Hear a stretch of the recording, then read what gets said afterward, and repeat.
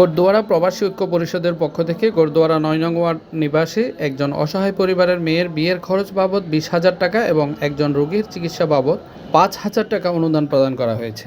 গুরদ্বারা প্রবাসী ঐক্য পরিষদের যুগ্ম আহ্বায়ক মোহাম্মদ মনির তালুকদার, সদস্য সচিব মোহাম্মদ হারুনুর রশিদ টিপু ওই সমস্ত পরিবারের হাতে এই সকল অনুদান তুলে দেন।